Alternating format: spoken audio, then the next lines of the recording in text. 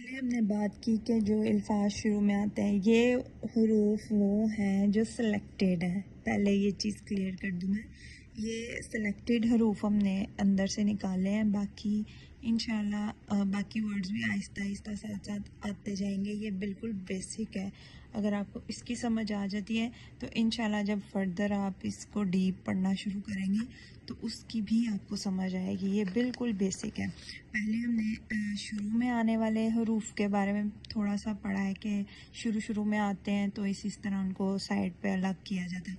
अब हम एंड में यानी आखिर में इस्तेमाल होने वाले हरूफ कुछ देखेंगे, ठीक है। यहाँ से शुरू करते हैं।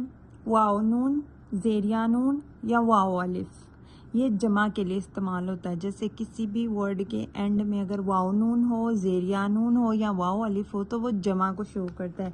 जैसे मिसाल के तौर पे युकीमूना, युकीमूना में वाव नून जो है वो जमा को शो कर रहा है कि ज़्यादा सारे लोग वो कायम करते हैं, ठीक है। इसी तरह है यशऊरून, वो सब शाऊर रखते हैं। वाव, ठीक है, वाव अलिफ की वजह से पता चलता है कि ज़्यादा सारे लोगों के बारे में बात हो रही है।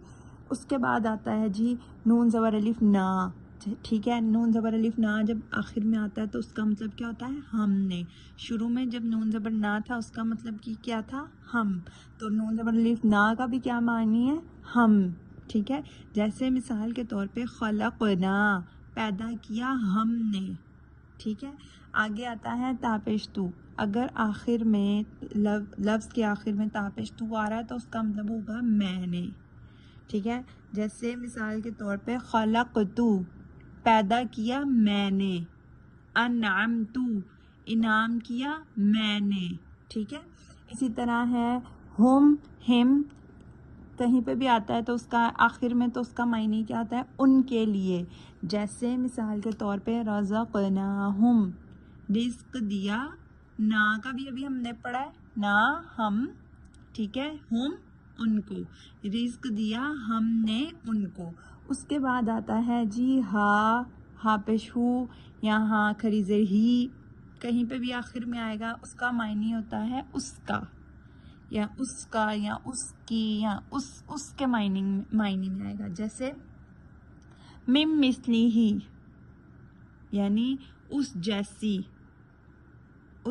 ले आओ, ठीक है।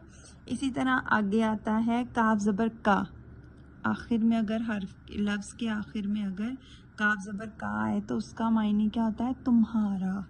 जैसे खलक़का, उसने पैदा किया तुम्हें, तुम